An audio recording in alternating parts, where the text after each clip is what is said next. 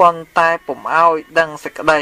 លុះស្ទាត់ហើយព្រឹកឡើងចូលទៅគប់ព្រះរាជាក្រាបបង្គំទូលតាមការចាំនោះទៅព្រះអង្គទ្រង់ព្រះសម្ដាប់ហើយស្មានថាអ្នកទាំង4នោះដឹងក៏ត្រាស់សួរព្រះមហោសថថែមទៀតព្រះមហោសថក្រាបបង្គំទូលតាមដំណើរឆ្កែនិងពពែសពគ្រប់ប្រការព្រះរាជាក៏ទ្រង់តាំងជាអ្នកប្រាជ្ញទាំង5នាក់តរៀងទៅព្រះនាងឧត្តមពោទេវីក្រាបបង្គំទូលទាស់ថា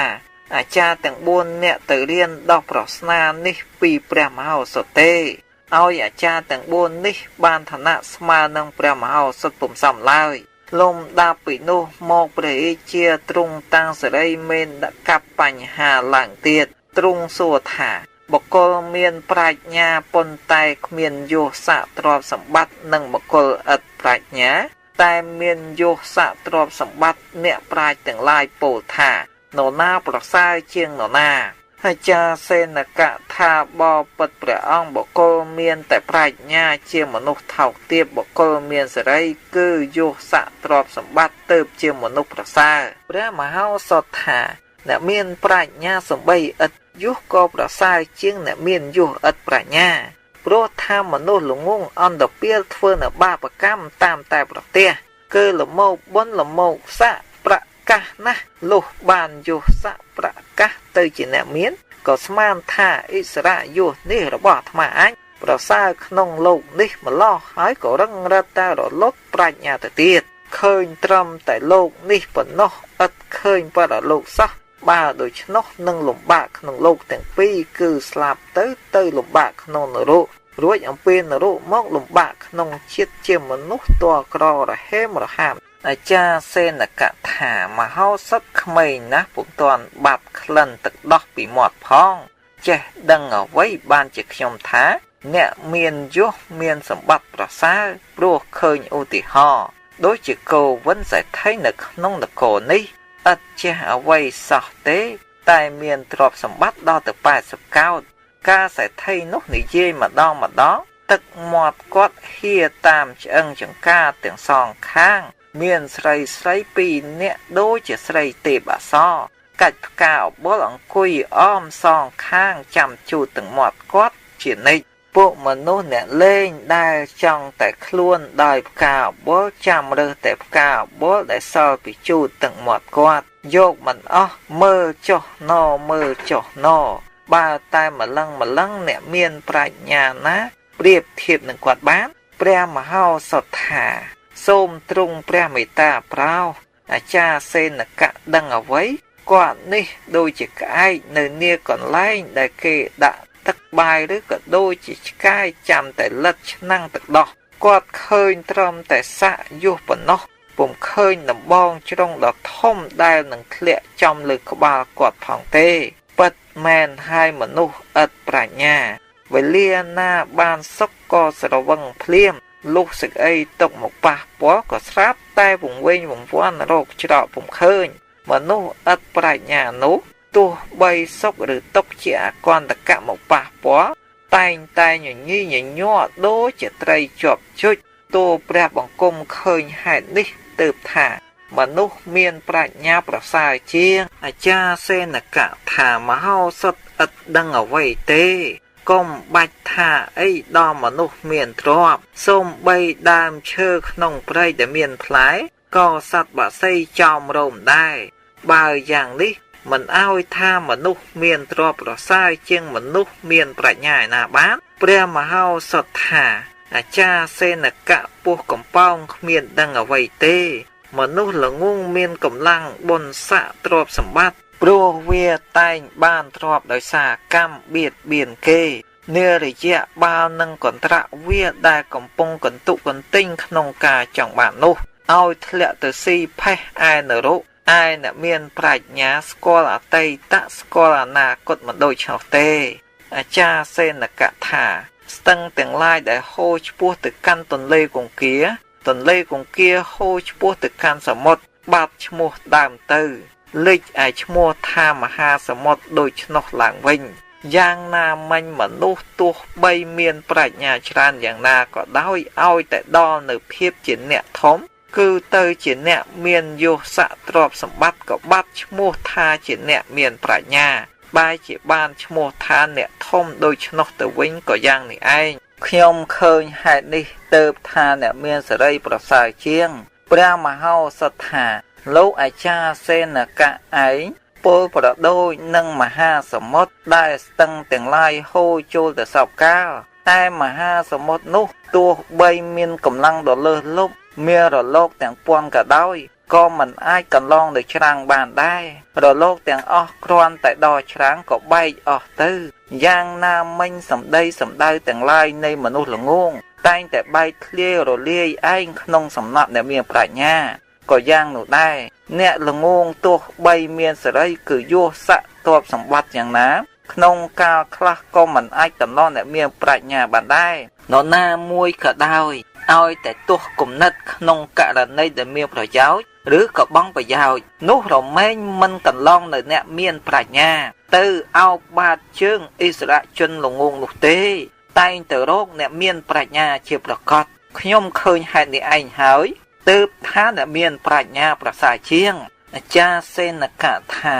អ្នកមានយុះរមែងគេកាន់ទ្រង់ច្រើនអ្នកមានយុះនោះឲ្យតែបានតំណែងល្អក្នុងមណ្ឌលជាទីវិនិច្ឆ័យទោះបីមិនសង្រួមជាអ្នកត្រួសសិលក៏ដោយពលសេចក្តីវិនិច្ឆ័យដល់ជនទាំងឡាយដទៃបំភាន់ច្បាប់យ៉ាងណាក៏ដោយក៏សម្ដីរបស់អ្នកមានយុះនោះនៅតែបានការសម្រេចក្នុងមណ្ឌលបរិស័ទអ្នករាប់អានខ្ញុំឃើញហេតុនេះទើបថាអ្នកមានសេរីប្រសើរជាងព្រះមហោសថថាអាចារ្យសេនកៈល្ងងទេតើឥតដឹងអ្វីទេអ្នកបានឃើញតែក្នុងលោកនេះប៉ុណ្ណោះឥតឃើញបរលោកសោះអនាគតកុំថាឡើយទៅឆ្ងាយសូម្បីតែនៅចិត្តនឹងចុងច្រមុះក៏គាត់មើលមិនឃើញដែរណែមិនដឹងទេឬមនុស្សល្ងងដែលនិយាយខុសច្បាប់ដើម្បីប្រយោជន៍របស់អ្នកដទៃឬរបស់ខ្លួននឹងហើយដែលត្រូវគេនន្ទាក្នុងកណ្ដាលសភានាបច្ចុប្បន្ននេះមិនតែប៉ុណ្ណោះដល់កាលជាខាងក្រោយនឹងធ្លាក់ទៅសោយទុកក្នុងនរកដោយគេធ្ពុកខ្វាអាអណ្ដាតគេច្រកទឹកទួងដែងក្តៅក្រហល់ក្រហាយថែមទៀតអាចារ្យសេនកៈថាអ្នកមានប្រាជ្ញាឥតលំនៅស្ដុកស្ដំមានទ្រព្យធនតិចបើទុកជានិយាយត្រូវតាមហេតុការក៏សម្ដីនោះមិនបានការសម្រេចក្នុងកណ្ដាលបរិស័ទដែរព្រោះគេឥតកាន់ទ្រង់ឯសេរីមិនមានដល់អ្នកមានប្រាជ្ញាក្រទ្រព្យធននោះទេដូចជាអំពិលអំពែកមិនប្រកបក្នុងកន្លែងដែលព្រះអាទិត្យរះដូច្នោះព្រះមហោសថថាមិនមែនទេមនុស្សអ្នកមានប្រាជ្ញារមែងមិនពោលពាក្យលេះលោះខុសច្បាប់អ្នកមានប្រាជ្ញាទេតើដែលគេត្រូវការបូជាគឺថាត្រូវមានសេរីក្នុងកណ្ដាលសភាក្នុងកាលជាខាងក្រោយ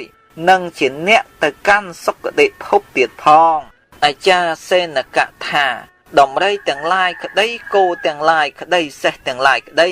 នៃកែវមณีក្តីនៅរីទាំងឡាយក្តីកើតតែក្នុងតកូលអ្នកស្ដុកស្ដំអវិញ្ញាណកសម្បត្តិក្តីនិងវិញ្ញាណកសម្បត្តិទាំងអស់នេះកើតជាគ្រឿងឧបភពនៃបរិសអ្នកមានស្ដុកស្ដំខ្ញុំឃើញហេតុនេះបានជាឋានអ្នកមានសេរីនឹងឯងទៅជាមនុស្សប្រសើរព្រះមហោសថថាសេរីទោះបីកើតឡើងដល់មនុស្សអន្តពាលក៏តែងតែលះបង់នៅមនុស្សនោះដែលចាត់ចែងការងារខុសរបៀបហើយជាអ្នកមានគំនិតអាក្រក់ផ្ទួនមានប្រាជ្ញាអាក្រក់ប្រសពតែខាងខូចដូចជាពស់លះបង់សំណក់ដូច្នោះឯងអាចារ្យសេនកៈនឹកថា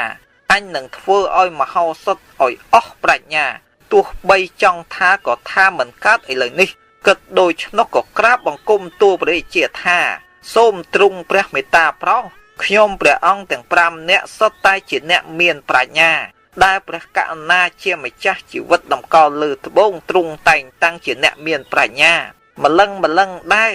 នៅតែគង់អញ្ជលីជានិច្ចចំពោះព្រះអង្គព្រោះព្រះអង្គទោះបីមិនជាអ្នកមានប្រាជ្ញាតែទ្រង់បានជាអ្នកធំក៏រមែងគ្របសង្កត់លើយើងទាំងអស់គ្នា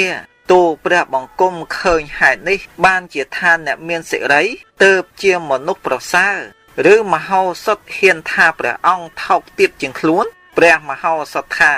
សូមទ្រង់ព្រះមេត្តាប្រោសសម្ដីអាចារ្យសេនកៈអំបញ្ញមិញនេះជាសម្ដីមើងងាយព្រះអង្គដោយខ្លួនឯង ហើយបង្វែរឲ្យទ្រង់ភ័ន្តច្រឡំថាទូព្រះបង្គំជាខ្ញុំមើងងាយវិញសូមទ្រង់ជ្រាបថាមនុស្សមានប្រាជ្ញាទោះបីខ្ញុំគេក៏ដោយចុះហើយនឹងមនុស្សមានយុះជាអ្នកល្ងងកាលបើករណីកិច្ចក្រ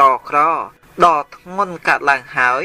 អ្នកមានប្រាជ្ញារមែងចាត់ចែងនៅមធ្យោបាយយ៉ាងពេញលេញអ្នកល្ងងឥតប្រាជ្ញាមុខជាវង្វេងវង្វាន់ក្នុងមធ្យោបាយនោះរកផ្លូវស្ទុះឲ្យរួចដោយឥតមានអស្ថានពុំបានជាប្រកបទូលព្រះបង្គំឃើញហេតុនេះបានជាក្រាបទូលថា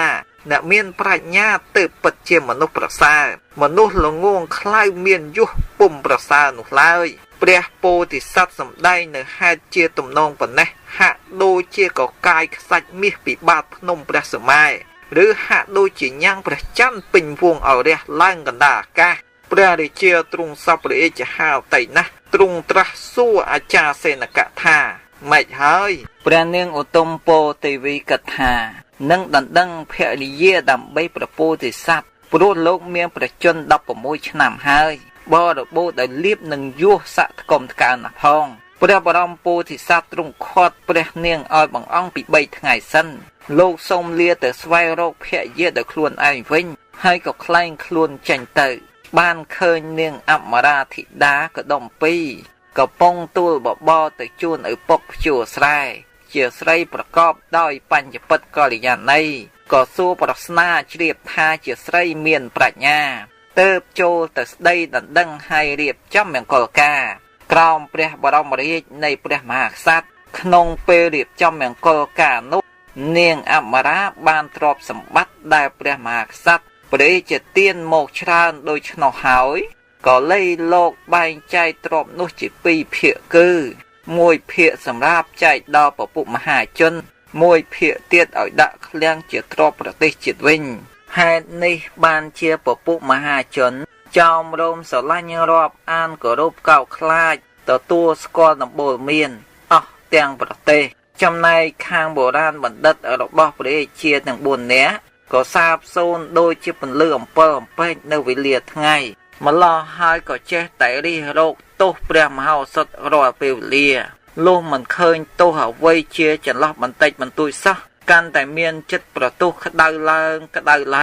ក៏នាំគ្នាលួចយកកែវមណីទាំង4មុខរបស់ព្រះរាជាគឺអាចារ្យសេនកៈលួចយកស្នៀតព្រះជឡាមកដាក់ក្នុងក្អមតកៈគឺទឹកដក្ខាប់ឲ្យអាចារ្យពុកសៈលួចយកព្រះសុវណ្ណមាសគឺខ្សែមាសដាក់ក្នុងកញ្ច្រែងផ្កាម្លិះឲ្យអាចារ្យកាមិនលួចយកព្រះភួងសាដាក់ក្នុងកញ្ច្រែងឲ្យអាចារ្យទេវិនលួចយកព្រះសុពណ៌បាតុកស្បែកជើងមាសដាក់ក្នុងកណ្ដាប់ស្រូវដណើបឲ្យទាស័យរៀងខ្លួនទូលទៅលក់ឯផ្ទះព្រះមហោសថឯនាងអមរាដឹងថាអាចារ្យទាំង4នាក់ឲ្យយកមកលក់ក៏ទាញក្រដាសមកកត់ថ្ងៃខែឆ្នាំកត់ឈ្មោះទាស័យទាំង4នាក់ហើយឲ្យចុះសេចក្តីបញ្ជាក់ថាពិតជាខ្លួនបានទទួលបម្រើពីចៅវាយរបស់ខ្លួនឲ្យយករបស់ទាំងនេះមកមែនក្នុងការជាខាងក្រោយមកទៀតអាចារ្យទាំង4នាក់ញុះញង់ព្រះរាជាថាព្រះមហោសថលួចព្រះរាជទ្រព្យទាំងអស់នេះទៅប្រើតរតែទ្រង់ខ្ញាល់យ៉ាងខ្លាំងទ្រង់ក៏ឲ្យចាប់ព្រះមហោសថក៏ភៀសខ្លួនពួនលះអាត្មារំជួលដល់ពពុទេវតាក៏ចោទប្រស្នាចំពោះព្រះរាជាព្រះអង្គរកអ្នកណាមួយឲ្យដោះស្រាយពុំបានទើបទ្រង់ភ័យតក់ស្លុតត្រាស់បង្គាប់ឲ្យរត់រកព្រះមហាពោធិសត្វលួងលោមឲ្យត្រឡប់មកវិញបានដោះស្រាយរួចអំពីទេវទណ្ឌក្រោយគ្រាដែលព្រះពោធិសត្វគេចបាត់ទៅនោះអាចារ្យទាំង4នាក់ទៅចាយចង់នាងអមរាបានជន់កន្លឹះយន្តធ្លាក់ចុះទៅក្នុងរណ្ដៅឬមុខនាងឲ្យមនុស្សធ្វើអន្ទាក់តាក់ទាញកពីរណ្ដៅឬមុខមកហើយឲ្យយកដុំឥដ្ឋរុះក្បាលទំពេកឲ្យលាបទឹកបបោភ្ជាប់សម្លៃក្រហមពេញទាំងខ្លួនទើបនាំយកទៅថ្វាយព្រះរាជាជាមួយនឹងលិខិតដែលបានកត់បញ្ជាក់នៅរឿងដែលអាចារ្យទាំង4នាក់ឲ្យទាស័យយករបស់ទាំង4មុខទៅលក់ឲ្យនោះផងព្រះរាជាខ្ញាល់យ៉ាងខ្លាំងធ្វើទោសទណ្ឌអាចារ្យទាំង4នាក់ប៉ុន្តែព្រះមហោសថសុំដោះលែងឲ្យរួចទុកទោសទាំងអស់គ្នាលុះដល់ថ្ងៃជាខាងក្រោយមកទៀត អាចារ្យទាំង4នាក់គិតឲ្យទៅចងប្រស្នាស្ងាត់កំបាំងមកចោតសួរថាការស្ងាត់កំបាំងគេគួរប្រាប់នរណាបានដែរឬទេអាចារ្យទាំងនោះដោះប្រស្នាខ្លួនឯងថាគួរប្រាប់បានចំណែកឯព្រះមហាពោធិសត្វថាមិនគួរប្រាប់នរណាមួយទេអាចារ្យទាំងនោះនាំគ្នាញុះញង់ព្រះរាជាថាមហោសុតមានគំនិតចង់ដណ្ដើមព្រះរាជបល្ល័ង្កព្រះរាជាទ្រង់ខ្យាល់ខ្លាំងបង្គាប់ឲ្យសម្លាប់ព្រះមហោសុតតែម្ដងតែរឿងនេះត្រឡប់ជាស្រោចទោសលើអាចារ្យទាំង4នាក់នោះទៅវិញឯព្រះមហាបរោះមានសេចក្តីមេត្តាក៏សូមកុំឲ្យព្រះរាជាសម្លាប់អាចារ្យទាំង4នាក់នោះ